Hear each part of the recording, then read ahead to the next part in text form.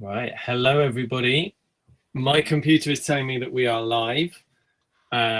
So hopefully your computers will be telling you that soon as well, and we'll get some people joining us. This is very exciting. It is. You're trusting me a lot to be live. I normally would have a script before I go in front of people and say words. You didn't get the script? I didn't get the script. This is Nick, can you send me the script? It's too late now. Yeah, it got muddled up with a load of blank pages. Okay. Well, we'll just have to hope that the improv lessons you did when you were younger have paid off. How did you know about those? Yeah. Hello, everyone. We are live on the Freelance episode 5. This month, we've got special guest Christabel Clark, who is a good friend of mine and Nick's. And of course, Nick is joining me as well. And we're going to be talking about Armour. Christabel, do you want to just introduce yourself to people so that they know why we're talking about Armour? And yeah. Oh yeah, sure. I'll do my best. So I'm an actor as well as a reenactor, which means I'm the maddest kind of person. And I'm really interested in kind of characters, and I like to look at things from both perspectives, I guess, because I've got the perspective of being an actor and the clothes you wear being part of your character and being something that help you as an actor find the character, but also help the audience see what they're, and interpret the character the way they're supposed to. Versus the reenactor side, which is trying to get everything kind of historically accurate and functional as well to serve a purpose. So I'm excited to kind of delve into these different armor types and see if anything actually works together. Yeah, great. So, because Nick and I will tend to go on the side of, well, this isn't very historical. Christabel can be a voice of reason for us. For once. And maybe even give us some idea as to why some of those choices may have been made. So we're really excited to have Christabel with us this month.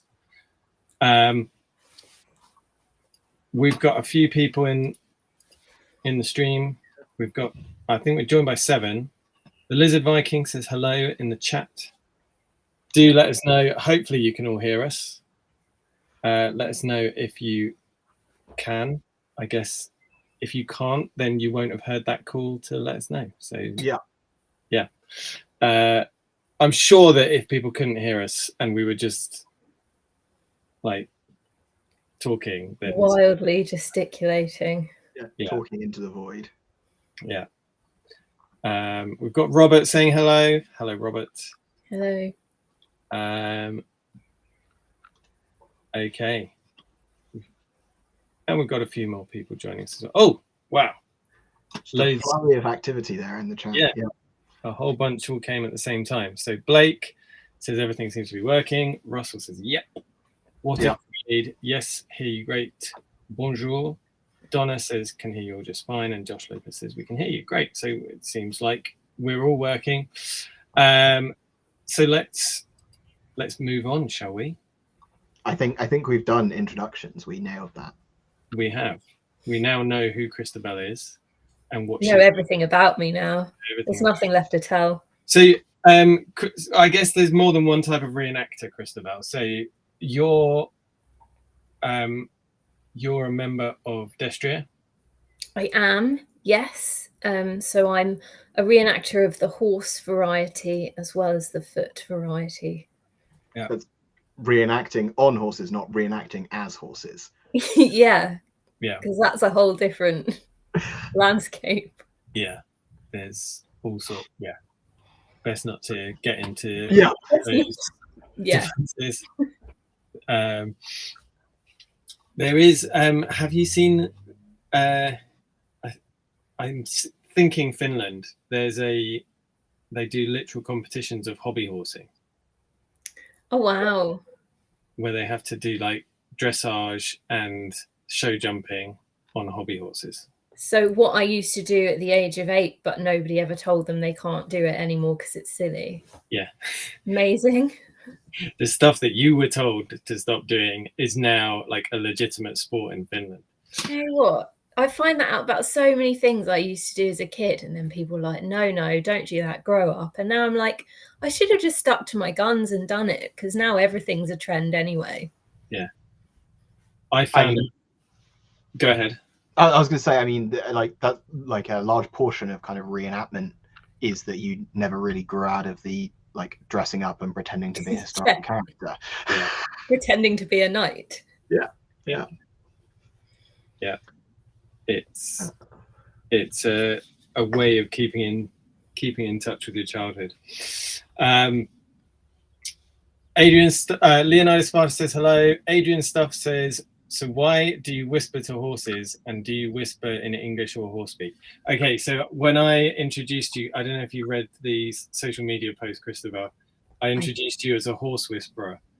Yeah. That would kind of, for me, that explains the way that you ride. There are some people that ride in a very kind of structured and rigid kind of way, and you're a bit more nobody knows what I'm doing when just, I'm on a horse, including me. should we say a fluid style? Cerebral connection between horse and rider. Cerebral connection, I love that. Yeah, that's fair. I think do you know, I think I don't even whisper to horses. The thing I love about horses is that you don't have to speak at all. So just silence, just total silence the whole time. So you don't need a script. Don't need a script. That's the thing. You don't need to worry about words. Great. Or what to say. Yeah. Good stuff. Which is kind of horse speak, isn't it? I think so, yeah. In fact, I think I'm guilty of using horse speak in my communication with humans predominantly as well. I have been known to kind of raise a leg to kick if startled or aggravated. Yeah. Put your ears back. Pin my ears back, yeah. Bare my teeth. Yeah. Right. So let's move on. We've done introductions. Let's move on to projects, events, and research. So, who wants to go first? Well, Christabel, have you done any events yet this year? I have. Should I talk about the event I've done? What did you do? Was it, where were you? I've done one event. It was a St. George's Day themed joust in the town of Tamworth, which has a castle. It was an interesting event. When we initially thought we were going there, and I was going there with Destrier, so we were a team of horses doing a joust, and we thought the kind of standard setup would be that we'd be in the grounds of Tamworth Castle jousting. But at the last minute, they found kind of movement in the earth on the banks of the castle, and relocated us kind of right in the middle of the fun fair, the rather giant fun fair that was happening on the playing fields a little way over from the castle. And that involved sort of Ferris wheels, a lot of noise, a lot of very, very like roller coasters, a lot of rides that towered above you. And if anyone who knows anything about horses, that's, you know, they're great at things that they know and understand and are used to, but with things that would threaten them in the wild would be anything kind of loud or taller than they are. And unless you've desensitized the horse through prior exposure to, you know, these sorts of things, then they don't necessarily take it all in their stride. So it was an eventful time that we had. Great. Yes. I think like the those sorts of things, those events stick in the mind, don't they? partially because of the problems, but then also the group ends up pulling together to make it work. That's so true. I think everyone pulled together amazingly to get through kind of various bumps in the road, and it was a very minimal team as well, so that also factored in. But so yeah, definitely it was a great team building exercise. If you're sat there and you've got, you're managing a team, or you're in an office job and you're like, how do I get people together? Try and put on a joust in the midst of a fun fair with a minimal crew and just watch people team build. Move the whole office to the middle of a fun fair. Yeah.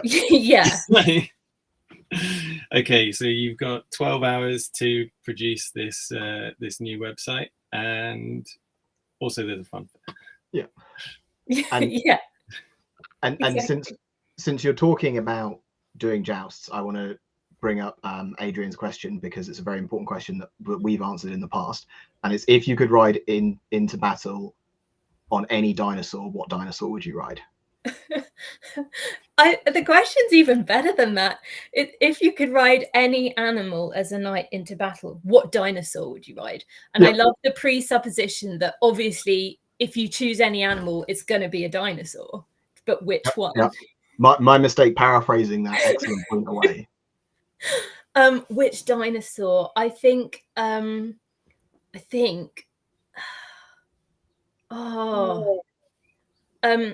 wanted to initially go for Triceratops, because it's got the tail, it's got the horns, but then I thought, what about a Diplodocus? And you would just be so tall that no one would get to you, and you just sort of trample people, but really, really slowly. And if you wanted to actually kind of get to someone, you could maybe like shimmy up its long neck and hold onto its head, and it could kind of lower you. You could strategically kind of spike someone with a sword, and then it could just raise you back up very slowly, really slowly, and that would just add so much insult to the enemy. Yeah, it would be a good siege dinosaur, wouldn't it? Yeah. Yeah. You could just build a whole sort of, picnic blanket on its back and stuff. You'd be perfectly comfortable. So Adrian asked that question every stream, and I don't think we've had Diplodocus yet. So no, it's good. Are you working on any projects at the moment, Christabel? What kind of projects? We normally stick with the reenactment focused ones, but like if you want to bring up like other things, then there's no prohibition on that. Oh wow! Well, I'm kind of in the midst of making a film at the moment, which is pretty fun and cool. We've just wrapped on production, and we're going into post production, so kind of the edit phase, which is exciting. So that's what's keeping me most busy. Reenactment projects, nothing coming up anytime soon that I'm directly kind of involved with. So we've got basically a month now. You've got an Italian armor that needs a few tweaks before we get. Oh, it's true. So that's very true. That's an upcoming project. Yeah, that's my upcoming project. Is be worthy of walking into a battle in a month's time. The other thing I thought was, actually I haven't worn armor in a shamefully long time, in terms of just from a fitness perspective. So last night I decided I invested in a load of ankle weights, and I kind of strapped sandbags all over me and went for a walk, which was a bit like, good Lord, this is tougher than I imagined. Yeah. Might need to do a few of these. Yeah.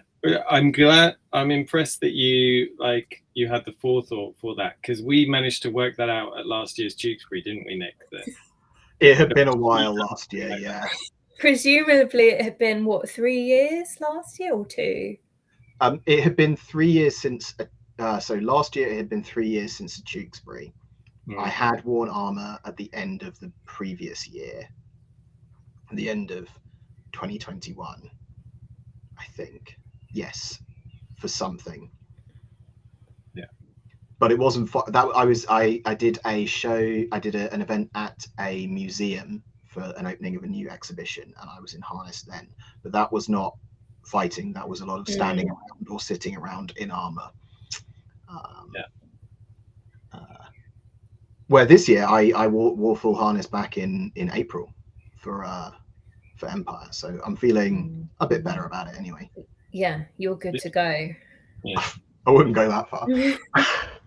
So this this weekend coming is going to be the first time that I try out my harness, my new harness in its complete form altogether. So oh, that's exciting.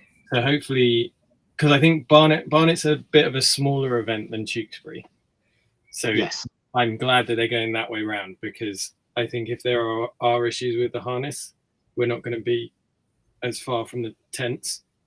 Yeah, Tewkesbury. It's not far. You can get off easily to get back. Bring your brig in case there are problems and you want to still take the field, but you can't get the armor working. I don't have a brig. Oh no! So I did have one, and I sold it to help fund this new armor. No. Yeah. Yes. Well, it's all or nothing. Well, and 4 fights, you're gonna put that armor through its paces. Yeah, it's incredibly light though. It's so light. My old armor was not. It was mild steel, not spring steel, and so it had to be thicker to stand up to jousting. Is this new one is like the suit in A Knight's Tale with the 2 ticks? It is. Everyone's going to laugh at you, but then you're going to be dancing circles around everyone. So I actually, I did some. I had to do some modifications on it to get the fold working properly, and me and my friend John were drilling.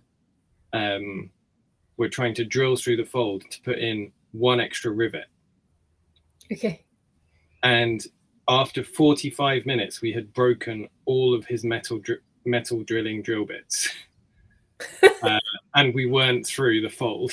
Wow. Did you not think to apply like heat or lubrication? So the problem, so if you apply, you can, but if you apply the heat wrongly, then it can cause cracks. I assumed you were competent.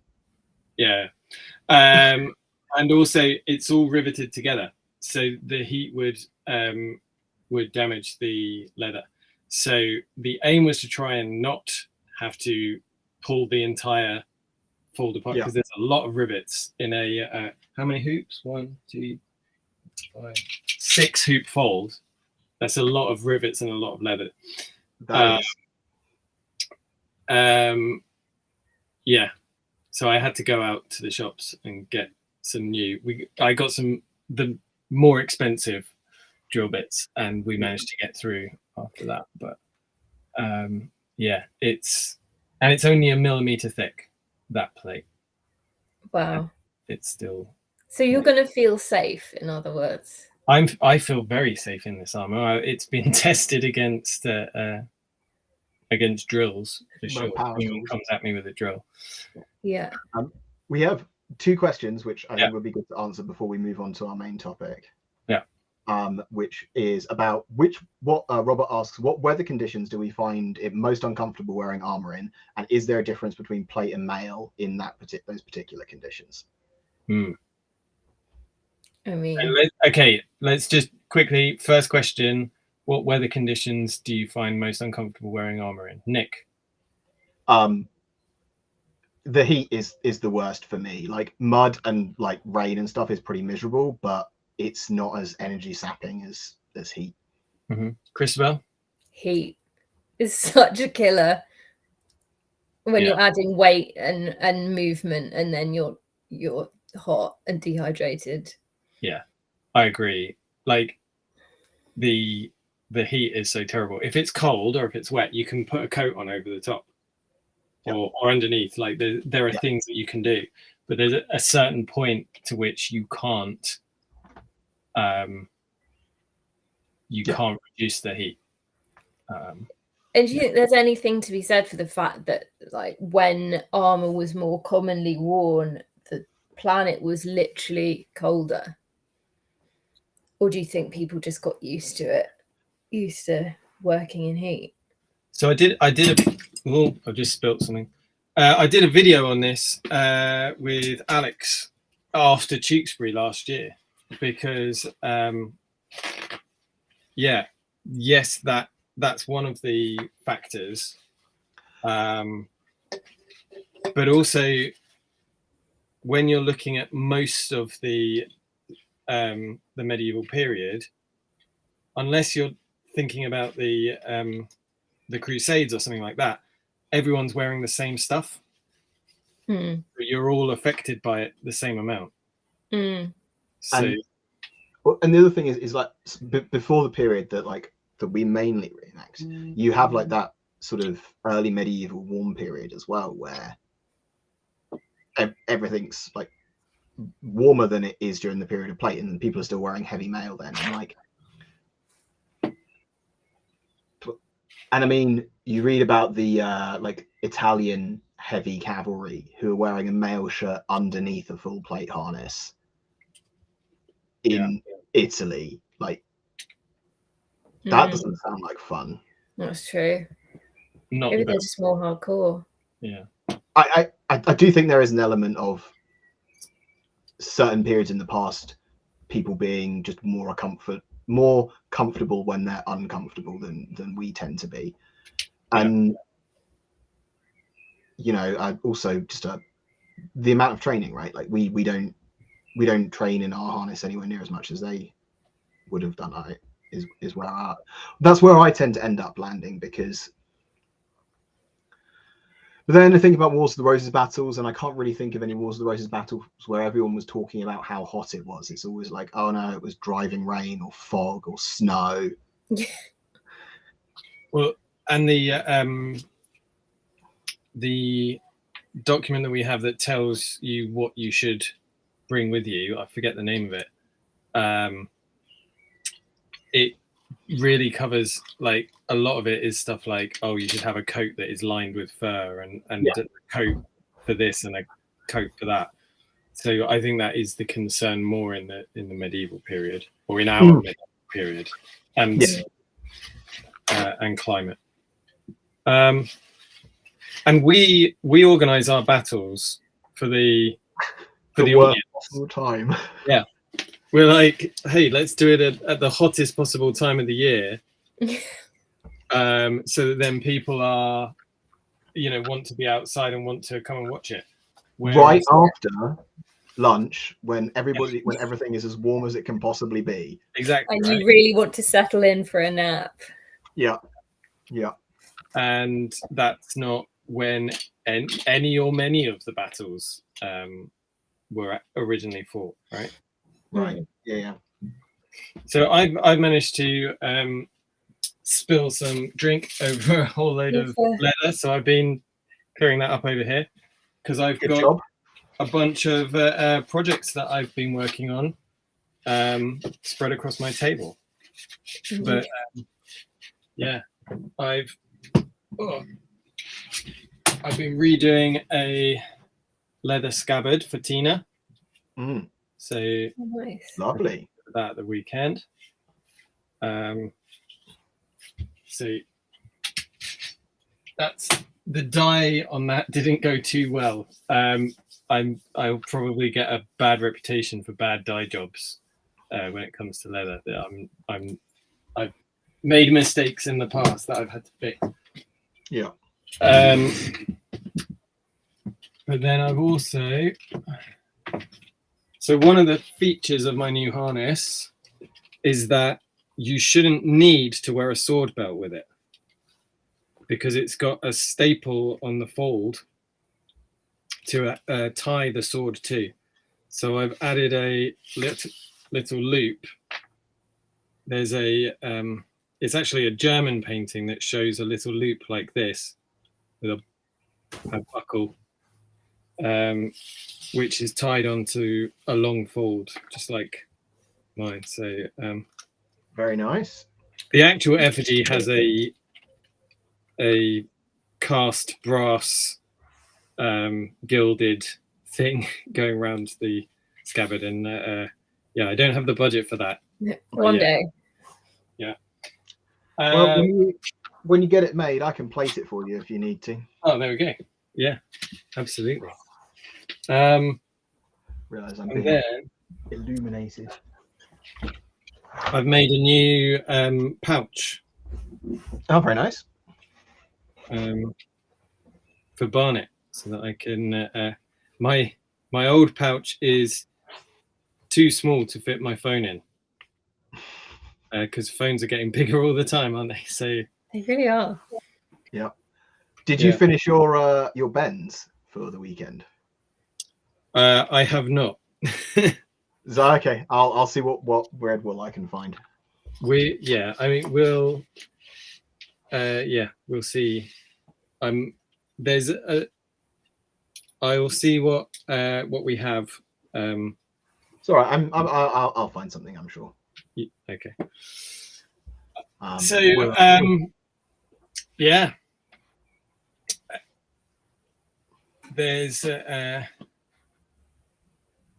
Are there some more questions? Oh, plate or mail? Nick, plate or mail? Plate. Christabel? Oh, I might say mail. Why do you say mail? Just easier. But I think I also associate it with riding in the Battle of Hastings, and that's the most fun I've ever had on a horse. So yeah. It is easier to put on and off. There's no denying that. It's true, but you can remove parts of plate. It's very difficult to remove a part of a mail shirt if you need to, like, something doesn't work or you need to lose something at some point. Mm-hmm. I think mail has its advantages, but plate is just so pretty. Like, I mean, let's face it. If it wasn't about going out and looking cool, none of us would be reenacting anyway. It's true. Right? All about the bling. And an armor that's designed to look cool is a pretty good run into what we're going to talk about. Yeah. So I think I'm going to do a video about looking cool in armor as well, because right, everyone talks about the difference between completely protective armor and mobility in armor, right? Mm. But there's so much else. And a big factor in the armor that you're wearing is, does it look cool? And that's also, like, there's a use to that as well, right? Like, you're inspiring fear in your enemy, fear and awe before you've even lifted your sword. Yeah, and good morale for your troops. Mm-hmm. Well, I mean, and there's also just that element of, like, showing off, right? If you can afford to have fancy things, like, you want people to know that. Yeah. Right. And I mean, and that hasn't gone away. Like, people still will buy, like, that's the reason we have designer brands, right? You buy a piece of clothing that has a specific brand on it, so people know that you can afford to have that brand. And, like, you know, Edward IV's armor did not need to be gilded. It didn't add any benefit in any way, except it makes him look better. Yeah. Makes him stand out, makes people know that he's the king. Yeah. Yeah, absolutely. There's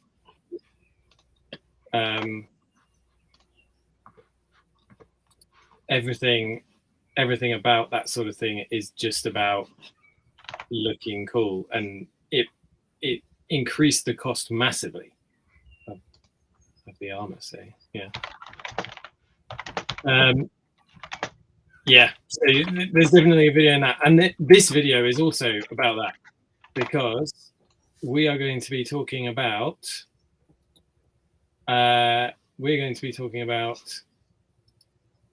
armor in TV and film, and Do you want me to throw we've it on got the some, screen? yeah, hang on a second. I'm just trying to, there we go. Okay, so I asked my Patreons to choose some armors that we were going to talk about, and we have a wide variety of affinity with these armors. So some of them are from well, they're mostly from TV shows, actually, aren't they? I don't think there's one film armor, and we're going to talk about them in various different ways. So we're going to talk about them in the cool factor. Does it look cool? And we're talking about that from like a modern point of view. Does it look cool from a modern point of view? Plausibility factor. So how historically plausible would it be? Because yes, these aren't, I mean, for the most part, these aren't history films.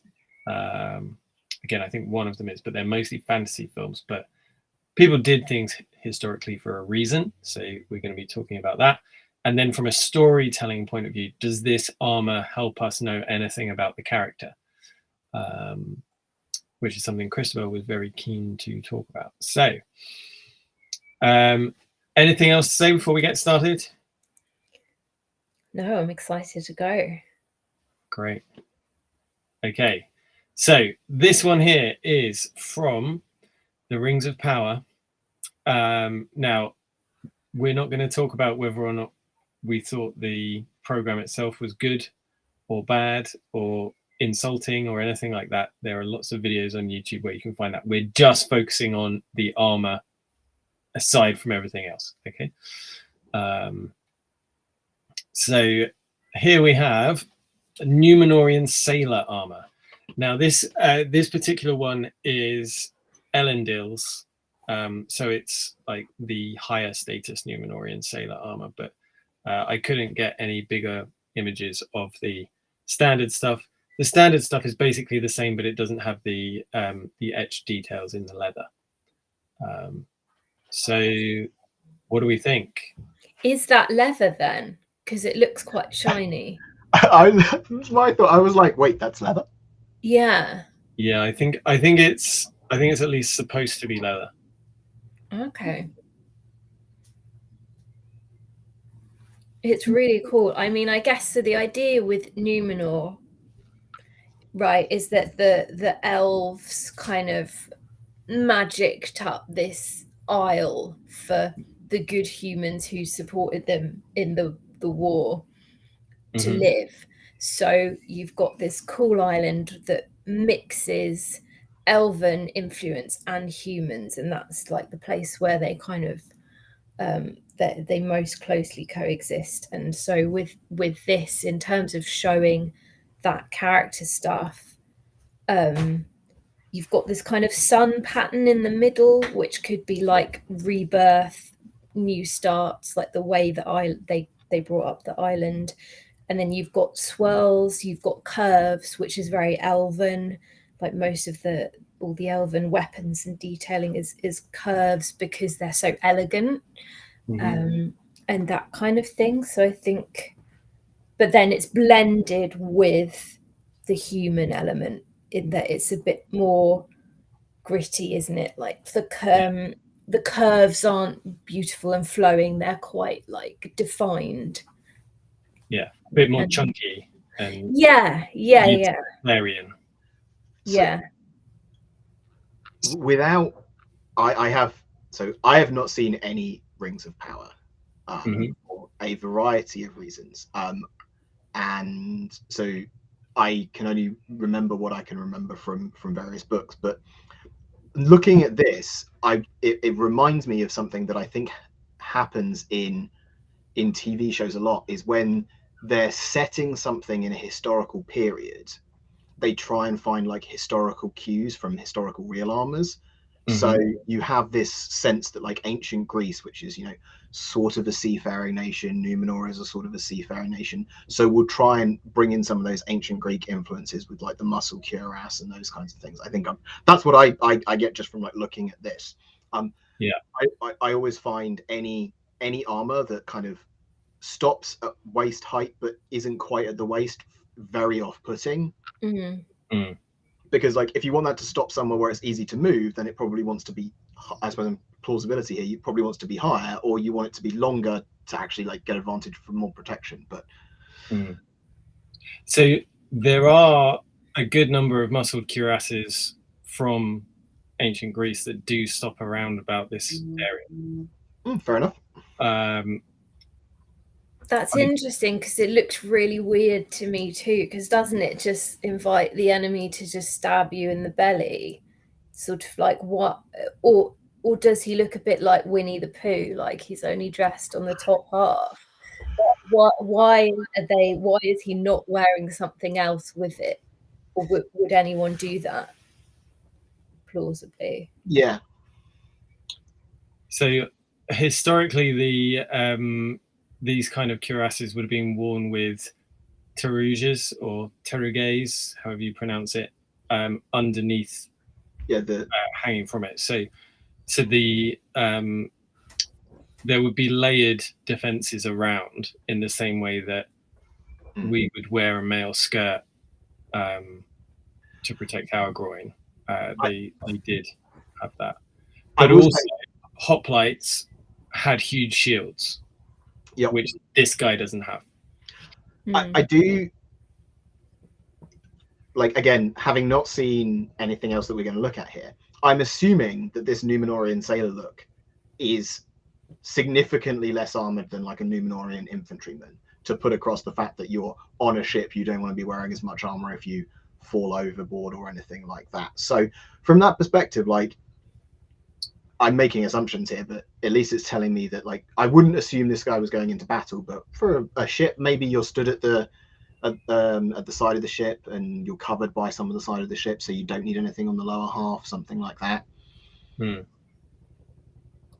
Yeah, it's possible. I think kind of on what you're saying, Nick, it does feel like sometimes they will look at something that's in a museum and go, oh, you know, we could take something with this, but then not think about the extra stuff that goes around it.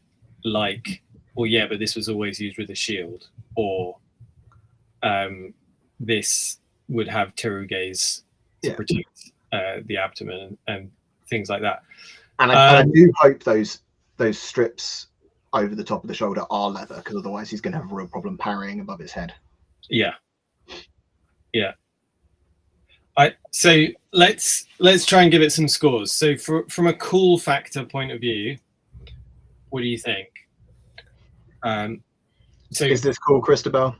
It's quite cool, isn't it? I think he's pretty cool. Yeah.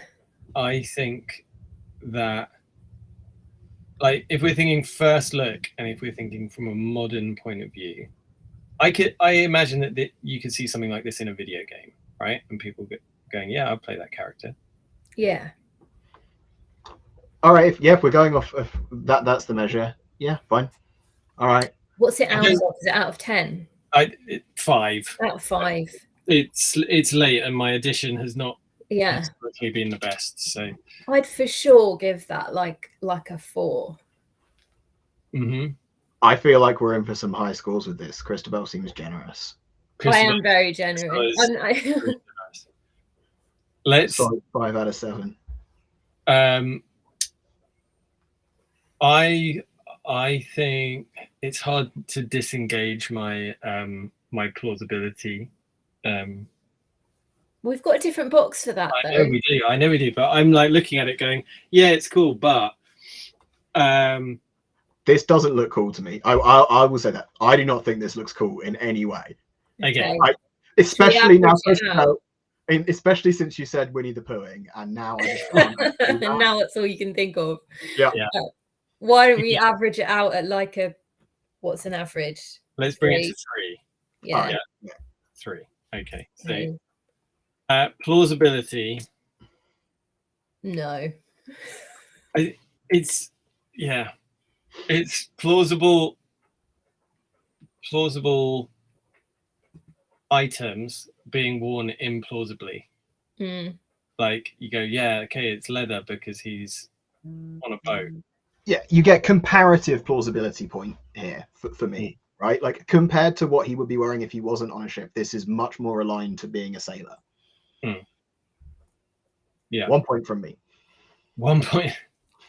1 point for Nick. Christabel, how many points are you giving plausibility? But I thought it was totally implausible until Nick said, well, actually, the boat could be covering him from the waist down. So I definitely want to give it, maybe a point there as well. Okay. I'm noticing there's a lot of people with some very strong opinions about movie gear in the chat. Go on. I'm liking that. Maybe. No. I just want people arguing about their opinions on great Armour in the chat. Brilliant. That's what we want to encourage. Yeah. Conflict. Yeah. Respectful conflict. I'm not going to go particularly high on plausibility because whenever I look at it, there are just things that make me go, that's a shame. I think the armholes, more than anything for me, are really the biggest problem. Even without those scales, it's the band over the shoulder is really wide, isn't it? Yeah. Well, and trying to like bring your arms in to use a longsword like he's carrying, right? Yeah. You're gonna. And you could do it if you were fighting like a hoplite. Yeah. In a formation with a spear in one hand and a shield in the other, then actually this is probably something that might work a bit better. Maybe, I don't know if Leonidas Sparta is still with us. Leonidas Sparta is another YouTube channel that I'm hopefully doing a collaboration with soon, but he fights in hoplite armor regularly. And so maybe he could give some idea on this, but it just feels like something that someone's taken some historical things that did work and moved them to a situation where they don't. So let's give it a 2. It's not the worst. It's not like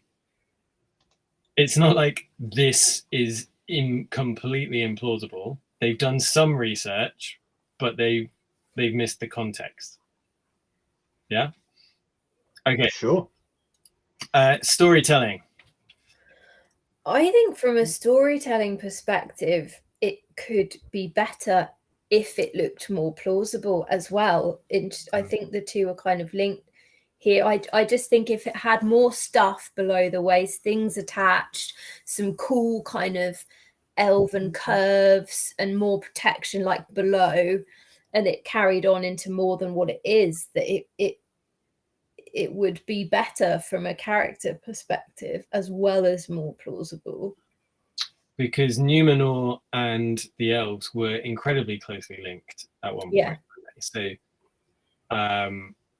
it would... Exactly. The elves wouldn't leave him to be half dressed like that.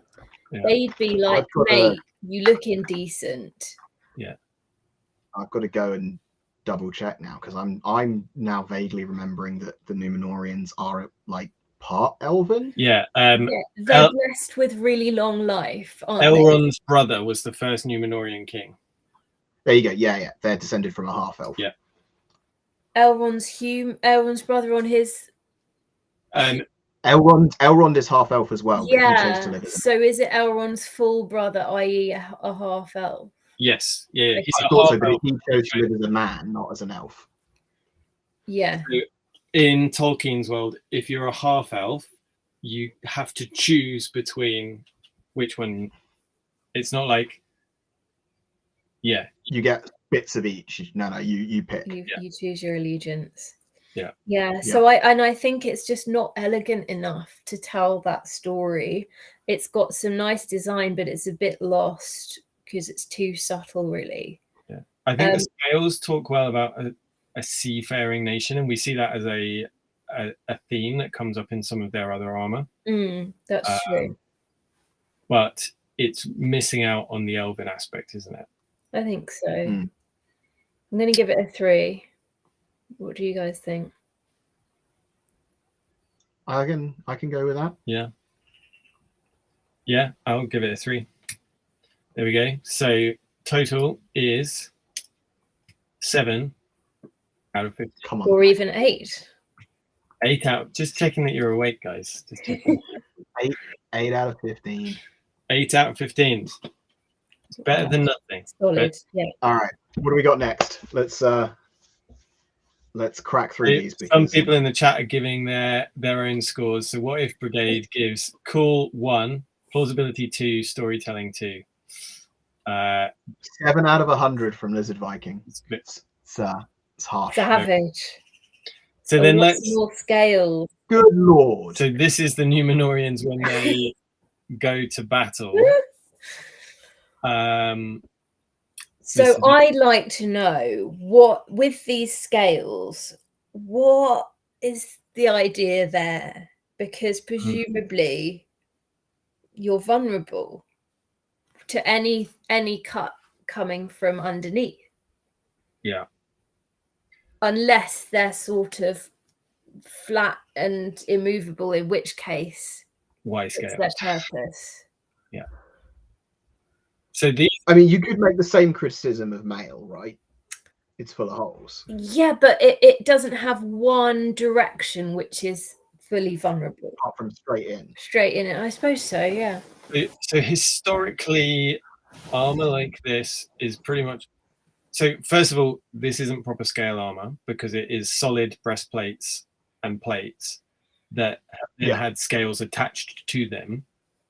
So the scales give no advantage in maneuverability, which is what scale armor actually does give you over plate armor.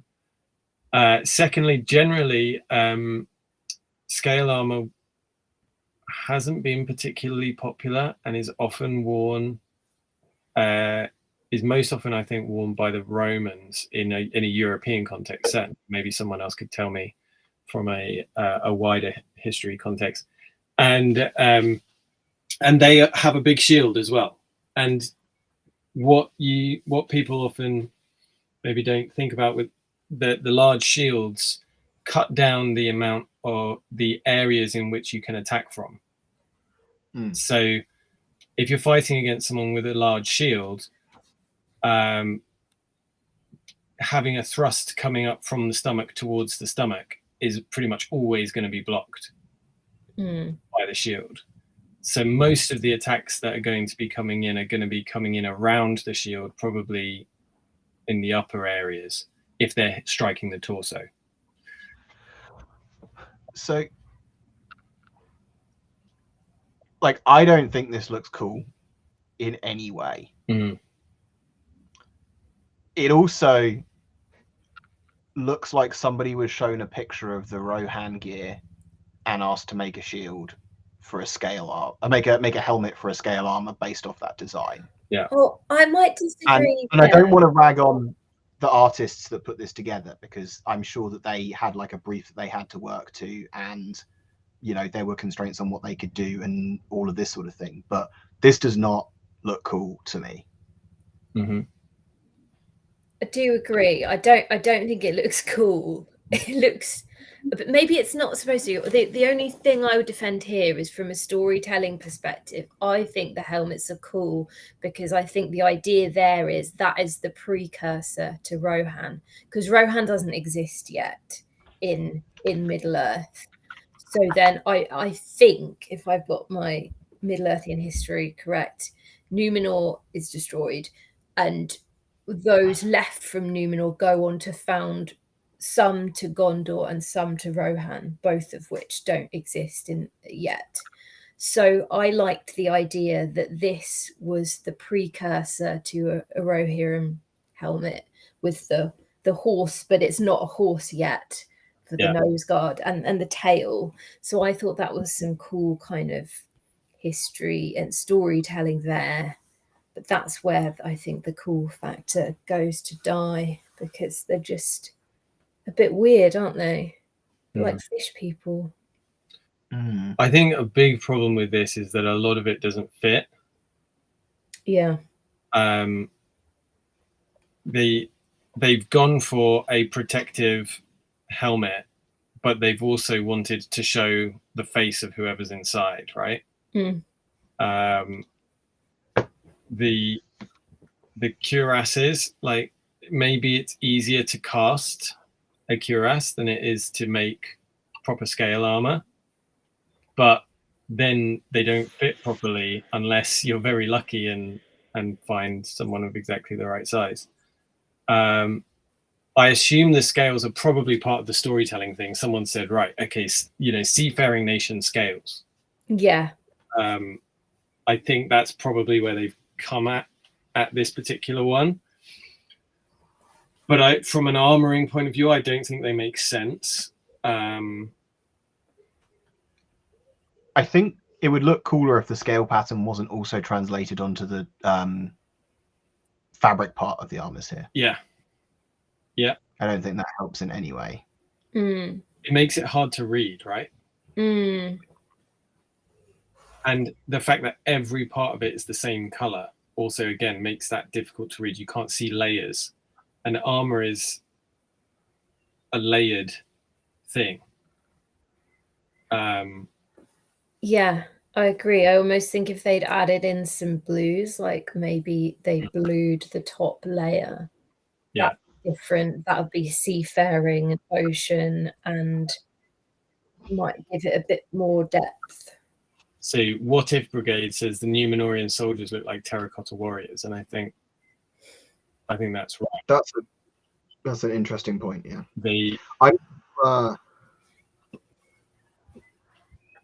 I think blues would be a great idea in this. I think as well, when you've got everything else in this armor. So I don't like going, oh, you can see a weakness in an armor, therefore it's rubbish, right? But for this armor, everywhere is covered. Everywhere is the same color. It's one big block, and then the throat and face is uncovered. And so your eye is instinctively drawn to that area, and it makes that stand out as a far bigger problem because of it. Whereas I think we should rate this and get it off the screen because it's really starting to upset me. Cool factor. No. 1 point for the idea of the helmets feeding into Rohan, and then we'll move on. You see, I'm still hung up on whether that's. I thought that the Rohirrim were descended from one of the nations of men that weren't Numenorian, but Christabel, you tell me that I'm wrong. So well, I definitely wouldn't quote myself on it. So the Numenorians, the Rohirrim are not directly related to the Numenorians, so they don't have any blood of Numenor in them. But I'm thinking like these have. The helmets have a dark age quality to them, and if we're looking at the timeline, the Rohirrim are meant to be like the old-fashioned kind of dark age. So you could imagine them copying this kind of armor. It's just a shame that they did it better. The Rohan armor is so good. Anyway, yeah, I can't argue with that, and I can't argue. I want to put a 1 in this one as well. Yeah. Yeah. It's just confusing. The choices are confusing from a plausibility point of view. Yeah. And it's very hard to read. Christabel, are you going to save it? Are you going to add to any plausibility, or are you going to stick with a 1? No, 1 is fine with me. Yeah. Is there anything here that saves us from a storytelling perspective? Well, I would have put the helmet point in storytelling in terms of the history rather than cool, maybe. Yeah, okay. Only that, and then in terms of storytelling, I guess they chose white again to relate it more to the elves and that kind of ethereal quality. So there's storytelling going on here. I think that if anything, that's all that's going on. That doesn't make sense either, though, because the elves don't wear anything like this in Rings of Power. No, they have that cool? kind of white. I guess you could associate them with like the white light and the, you know. These actually they don't even look like the ancient elf armor in Rings of Power. So No. it's not even like you can say, oh, the elves have progressed, but the Numenorians are stuck in the past. These are completely different. Let's give it a 1. Yep. Okay. Sorry, Numenorian soldiers. Well, and sorry whoever worked on it. So no, I really hope they're not watching this. You did a great job. I'm sure you had a brief. Yeah. And a budget. Probably smashed that. And actually, yeah, this is not having a go at the people that are doing it. It's looking at it, trying to look at it objectively. Yeah. Yeah. Right. Numenorian Queen. Are we gonna move on from Numenor? I'm gonna save us. I'm gonna save us time here. Should we do this one like double? I mean, I'm gonna say all the same things as before, really. So to me, this looks cooler, and this is definitely telling me more. Like, if you hadn't told me this was a queen, I would have immediately assumed that this was a higher ranking Numenorian. Yeah. So like this, for me, this earns an extra point in cool, an extra point in storytelling over whatever we had previously, for sure. Like, it definitely looks better. Like, there's layers here. There's distinct definition between the different things that she's wearing. Yeah. Like, I still don't think this gets much important. Yeah. Even the colour is better from storytelling, but also coolness.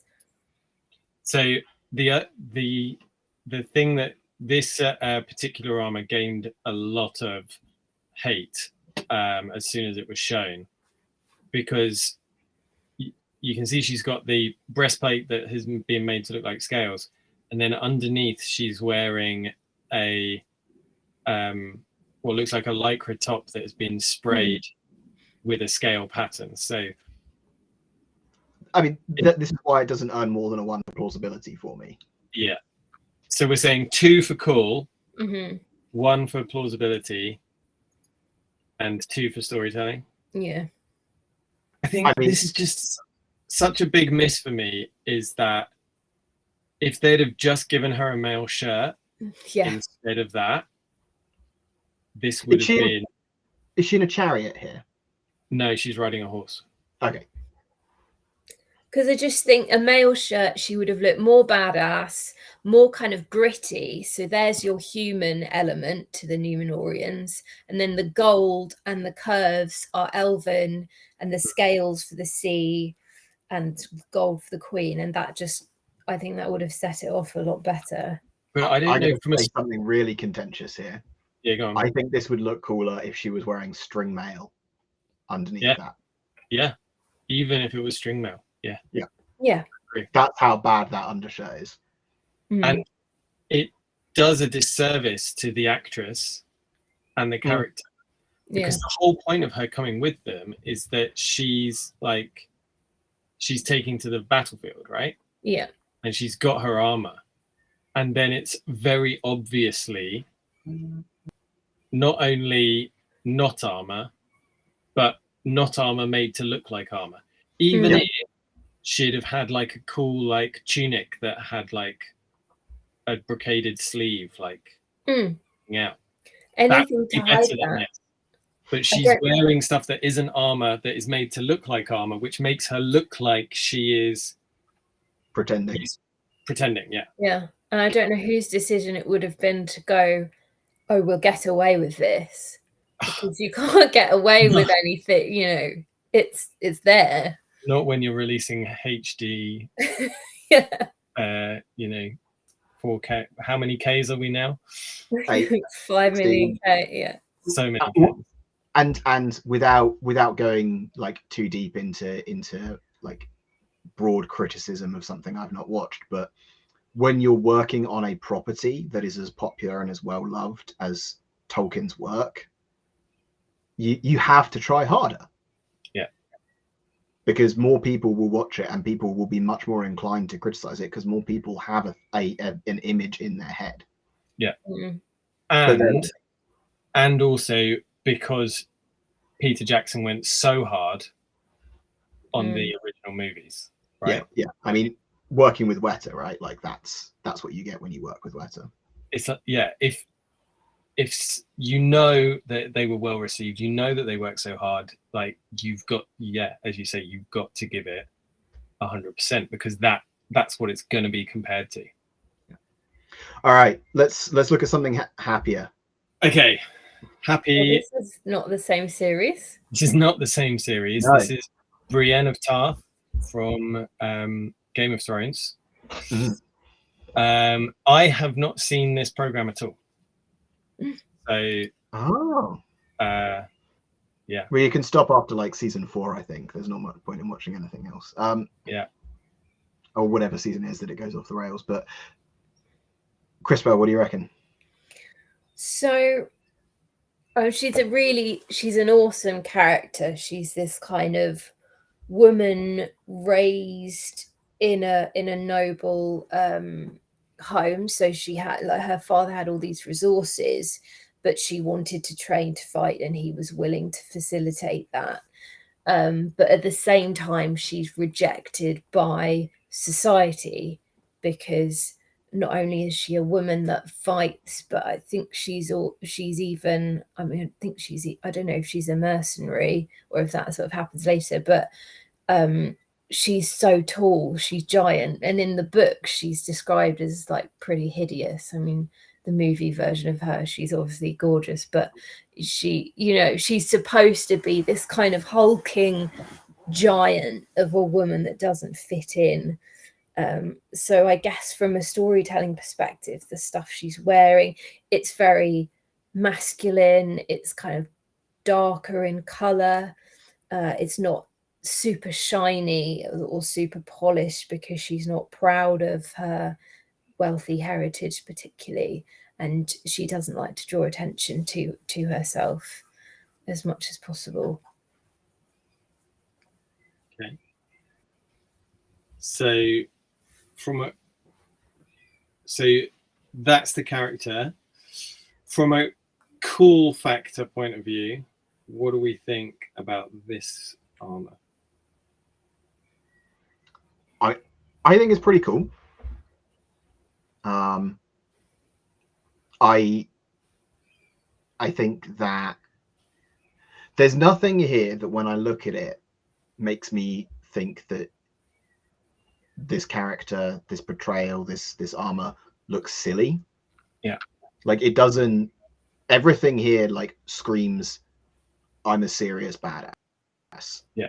Now we can talk about the plausibility of having like certain locations not appropriately armored, all that kind of thing, and like the mismatch of late medieval with like high Renaissance bits and pieces here. But I think overall this is a cool look. I think this works, and I think Christabel, your points about how this like puts across her character is spot on. I think that the department and the people who worked on this did a good job with this. So if we take the cool factor is, if this was in a video game, would you play this character? Hell yeah. I mean, it's hard to distinguish how bloody cool she is from how cool the armor is as well. Yeah. Okay. Yeah. So 5? Go on then. I mean, I'm not. It could be cooler. Like it could have Yeah. razors and stuff. I don't know how it would be cooler. It could be cool, like maybe a 4. 4. Yeah, I was to say she could have like flashing lights on her trainers. She could have. I quite like it if she had like a badass helmet. Yeah. Something, because it's weird that she's so heavily armored, and I think this is true of the show as well. Like she's never in a helmet, and you're like, well, actually, she wants to hide her identity, and I think she wears one in the first scene. Yeah. And then after that, never wears one again. Yeah. It's something I wasn't particularly impressed by the helmet. I find it obviously there's the plausibility, like wear a helmet, you'll get the top of your head stoved in if you don't, kind of thing. But I often think that helmets are missed opportunities to use as character props, because there's something that a character can hold and like slam around that isn't a weapon, so it's different. Yeah. And a character holding their helmet while they're talking to someone like gives an impression of being like prepared, and like makes them stand out in that way. So I would like to see that used more as a storytelling tool by shows when they're dealing with people in armor. And like to take an example of that, Armour compared to Aragorn. Armour, because he is almost always wearing his helmet, compared to Aragorn, who almost never wears anything on his head, Armour always feels like a captain to like a war leader. Whereas Aragorn, even when he's in armor, has that personal nature to him. Whereas Armour always has this aggressive nature, because he has the helmet changes the head shape. It makes it more military and more. The same could be said of Gimli. Yeah. Like I think there's a point to be made that, you know, when Gimli has his helmet off, it's almost always in a comedy scene. Yeah. He's mucking around, or he's eating or drinking, and it gives you that idea, like this person feels completely safe here because they've taken their helmet off. So plausibility, the helmet dips us down on plausibility. And the mash of styles here. I mean, how much do we care about a mash of styles when it's not set in a real time or place? I think more that there's a reason that these pieces aren't used together historically. Right. Is more what I'm thinking. Yeah. So you've got like the pauldrons come out and protect a certain part of it, but that part is also protected by two other parts of her armor. Yes. That kind of thing is like, you know, it looks cool, and as we say, layering helps in a lot of situations with your eyes discerning things, but we didn't need that extra layering there.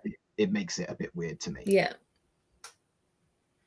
And there's no reason, like in-universe reason, why you would do that, why you would have the pauldrons coming to that point when you could cut down on the weight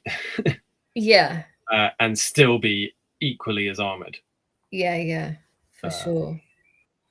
So should we give it a 4 for that as well? And I just want to, there's a point that somebody made that Russell Gant has made in chat about helmets in Gladiator. Yes, there was some good use of helmets to tell stories in the Gladiator film. Yes.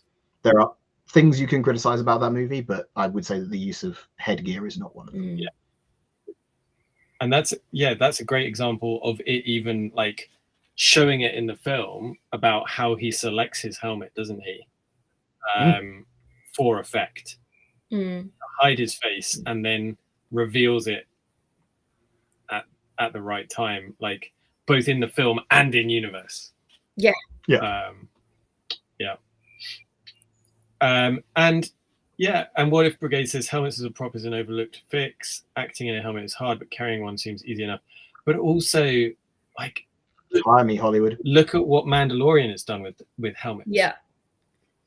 Right?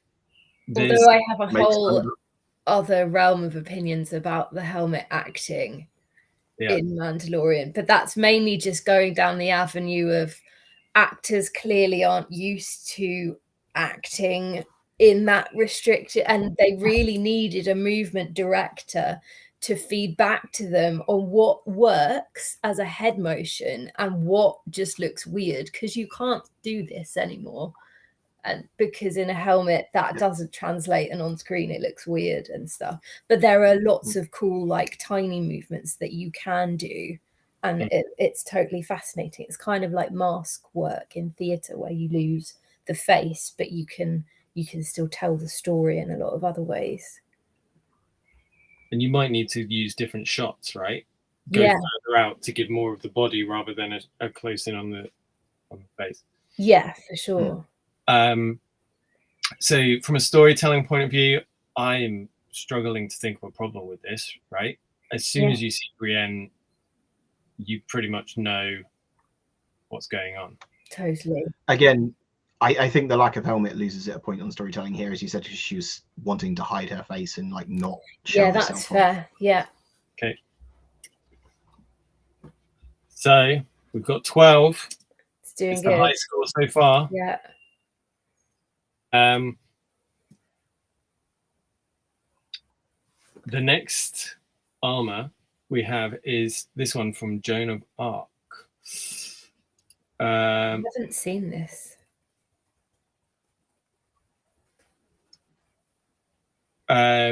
So Mark in the comments has just, before we get on to this one, Mark has just said, I'm not happy with the discussion. Cool and plausible is so biased. Scale armor was worn by Scythians, Romans, Sassanid, Koreans, Japanese, Indonesians. Would you think it's more cool?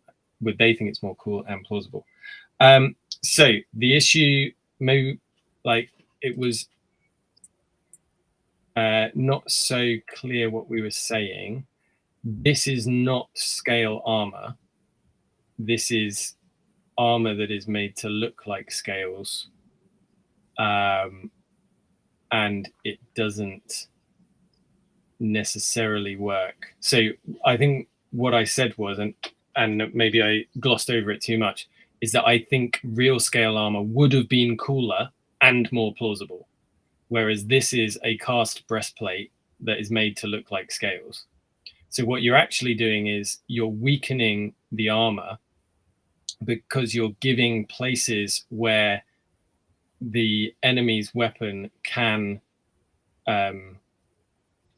find purchase in the parts of the armor. Yeah, so if a point is coming in, if you have a clean, smooth breastplate, the point will glance off. Whereas if you have all of these divots and things like that, then it gives purchase to it.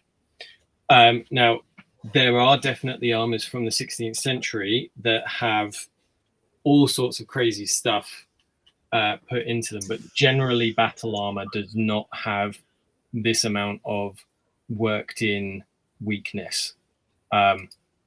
So I hope that's helps. It's not so much the scales, it's that we wish that they were real scales and that they fitted properly. And a lot of the cool and plausibility was that we wanted more layering and more visual stimulus to it, like with different color and with different fabrics and things like that. Does that make sense? I obviously didn't. I don't think we were particularly clear there. We would like there to be scale armor, proper scale armor in this, rather than this ill-fitting, not scale. Hopefully that makes a bit more sense. Right, let's go to Joan of Arc because it's getting late. We've been talking a lot. Yeah, I'd say this might have to be the last one. Yeah, I think it might. So this, I've not seen this. Too much fun was had.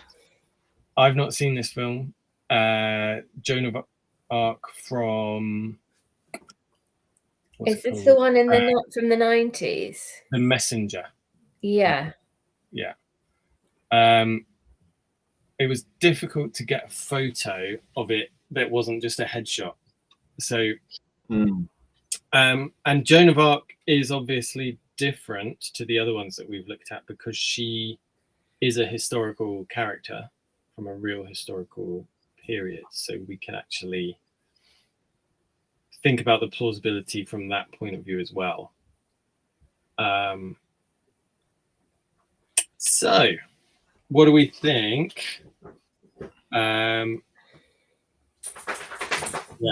What do we think about instantly this? To me, that just looks so cool.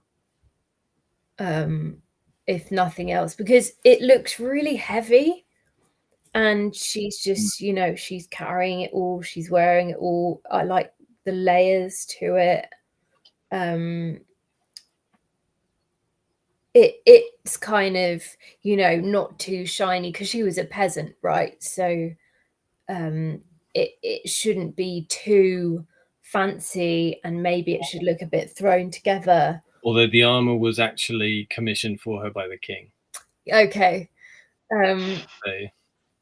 So you know, you could go the other way, but she's still the people's hero. Yeah. So she still needs to look relatable. I know I'm going into like storytelling here, but I think she looks cool. I know nothing about, you know, the plausibility of that period, so I'll leave that to you guys. Yeah. If I remember right, she had brown hair rather than black. Like, but it depends on like how reliable, because we have a few illustrations, or descriptions. Sorry, just answering a question from the chat. I think this looks really cool. I think that this, if I remember right, this movie suffers from the kind of sepia wash that production companies like to put on medieval set films, which kind of makes it, I guess they want it to look grittier, want it to look more old or something. So I do think that's part of the reason why the armor looks worn. I think the whole film has that feel to it, but I don't think that takes away from its cool factor here. I think this is pretty cool. I don't know if I would say that this is more cool than the Brienne gear, but it's certainly, you know, at or around that point for, you know, that price point for me. So I'm struggling because it is a historical armor, and so I have in my head what her armor would actually probably have looked like, and it's not that, you know, there are issues with that, but that's plausibility rather than cool. I think as it goes, it's a pretty cool armor. I think, okay, so let's go back to this thing. If this was a character in a video game, I think I would choose the Brienne one over this one, but I think I would choose this one over any of the others that we've looked at tonight. I give this a 3.5. Christabel? Yeah. Should we, let's go to 4. Yeah. Like slightly lower than Brienne, but still 4. Just my brain is not going to be able to cope with I know we've done half marks before, but my brain won't cope with that. So if there's a tiebreaker needed, the Brienne one will top it. Plausibility. So there's a mishmash here, isn't there? It looks like she's missing parts from what I can see here. So there's no articulation on the pauldrons, on the well, I guess they're supposed to be spaulders, but they're kind of a bit Space Marine-y. There's, for some reason, there's a gorget which also doesn't have any articulation plates going up the neck. And there also isn't a breastplate, although there is a placard. So, which looks like that's where she got shot. So, you know. Makes sense. That is where you'd shoot her, right? Except for in the face would be the other option. Lack of helmet. It's tricky. Like, it's good compared to Hollywood armor. It is. Someone's looked at historical armors, and not only historical armors, but historical armors of the 15th century. Right? Yeah. But wouldn't it have been awesome if she just like turned up in a harness? Like, she could have worn Christabel's harness. Like, it would have been full plate, fully covered. Would have been a bit late, but And I'm that's why I'm wondering if the sacrifice for plausibility is for a storytelling perspective. I know, okay, historically she had this commissioned by the king, and it would have probably been the best there was. But if you're from a storytelling perspective, that gets in the way of the audience reading her as just the people's champion, the peasant hero, the person who's come up from nothing to stand for everything. And with that character, you need to see the fact that she's had to fight for it and cobble things together, and this doesn't quite fit here, and this has a gap there to expose and to make things more of a threat to her. And I am just wondering if all of it, like you say, they have looked into it quite specifically for the period. Maybe it was a deliberate choice of storytelling over plausibility. But at that point, could you not take that as a storytelling beat of, like, you know, she's struggling with this this dichotomy, like the two roles and how they fit together, because she's a peasant girl from France, but she's also walking in the circle of the king and being called a saint and that sort of thing.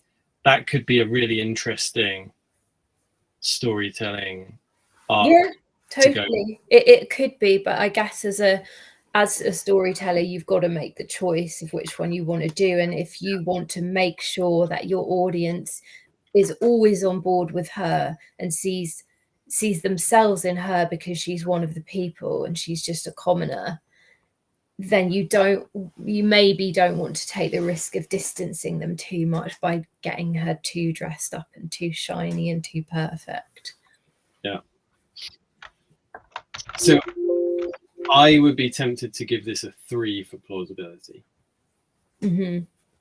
Because it's got a pretty good silhouette. It's all pieces that you would think, you look at it and you go, oh, 15th century. Like at a glance, 15th century. But the closer you look, I think the more problems you would find with it. Does anyone have an objection to me giving it 3? No, that's fine. I think it can make up its points in the storytelling box. Christabel's getting a lot of I think a lot of thought went into this, and I also just love the fact that it looks gritty and it looks heavy. Yeah. You know, it looks like something she has to wear. Mm-hmm. Yeah. Nick, what do you think? I mean, I think this is telling a good story. I'm trying to remember if Joan is actually injured at any of the sieges that she participates in, or whether that's a creative license here. Because again, what I couldn't remember for this is where this is set in her progress as well, because this could be set before that armor is commissioned. Yeah. Lizard Viking is helping me out in the chat here. So yeah, I feel this is a solid storytelling piece. This costume tells us a lot about the character. Mm-hmm. Yeah. So what are we doing with storytelling? 4. Sure. Sounds good to me. Yeah. But I think that's going to have to be the last one. It is. So we didn't get to talk about old Henry. We didn't get to. Maybe we should see if we could get Henry on as a guest to talk about. I'm sure he'd do well up for that. Why not? I think that's 11. Is someone going to correct me? Yeah, that is a good set of adding. Excellent. Okay, see, I get better with practice. Well, I've added to my list of topics that we need to do this again with more different armors and less and Henry eye bleeding. Well, yeah, that would be fun. Yeah. So let's go back through and just remind ourselves We've got the Numenorian Sailor, 8 points. The Numenorian Soldier took a dip due to the difficulty in reading of it and the confusion over what the armor actually was supposed to be doing. The Numenorian Queen got a raise, but not too high because of the under armor that she's wearing. Brienne sits at the top with 12 points and basically could have probably got a full score with a decent helmet. We know that she had a helmet, but the helmet wasn't great. So, yeah. And then Joan of Arc, second place, 11 points. Just basically because, like, if that armor was in Game of Thrones, I feel like it probably would have got a bit of a higher score. It's just when you start putting something into an actual historical period, then you've got more to answer for in that way. So there we go. That is the completely objective and completely true rating. Yep. Yeah, we have solved that problem for you all. If you like telling us what to do and getting us to answer questions, then you can join my Patreon. My knight patrons are the ones that chose these armors. We didn't actually get to Galadriel's armor, which is that's a shame. I was hoping to get to Galadriel's armor. So maybe we'll do a future one. We definitely need to do this again. And just a reminder, if you enjoyed the video today, give it a like, share it, tell people about it. Join us next time. If you didn't like it, tell us why in the comments. Oh yeah, please do, because we want to improve. This is episode 5. We'd like to carry on by episode 25. Hopefully we'll be a bit better. Do we have time for a few questions, guys? Should we take 3 questions, 1 minute on each one? Should we do that? Sounds great. All right. Okay. So there was a question. We talked about the characters have black hair.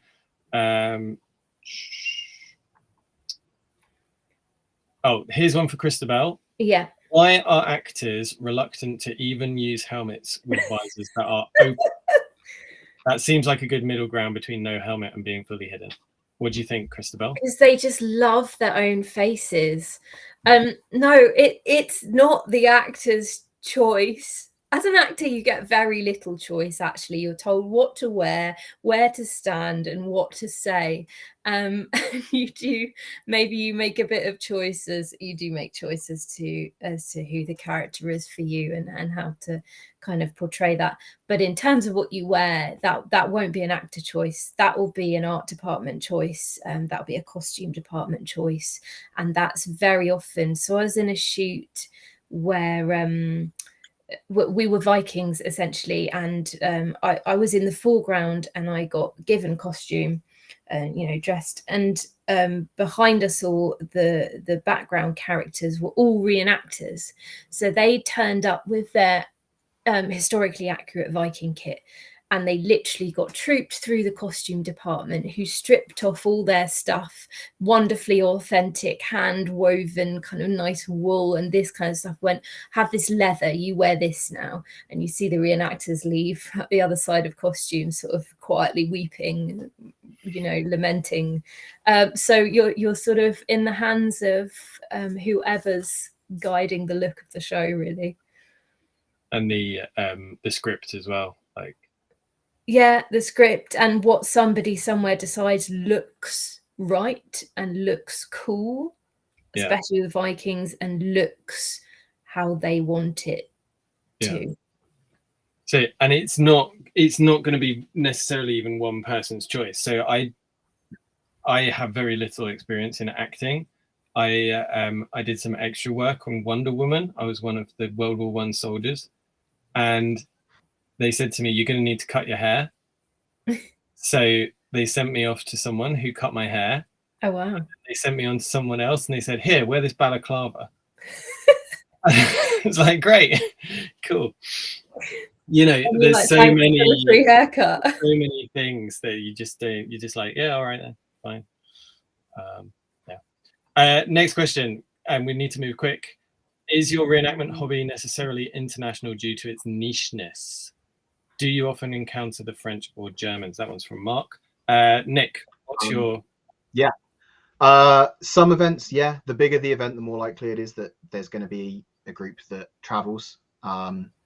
Because, I mean, traveling with reenactment kit is a big undertaking. It's not a small amount of stuff.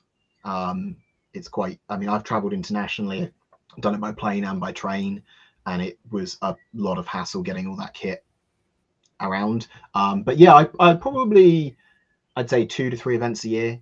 There's like a significant international representation there. I mean, a couple of years ago at Tewkesbury, I think there one a couple of the French groups teamed up at Tewkesbury and had a unit of about 100 people, which was pretty cool. Unfortunately, that's been harder since Brexit, but we do. Well, for the big events, like people are less likely to come over for a smaller event now, but for big events, we do still get some. We met some really nice Italians who had some lovely kit last year at Tewkesbury, didn't we? Yes. Yes. That was, and several of the people that you all know and that I've met from Destrier joust internationally. Yeah.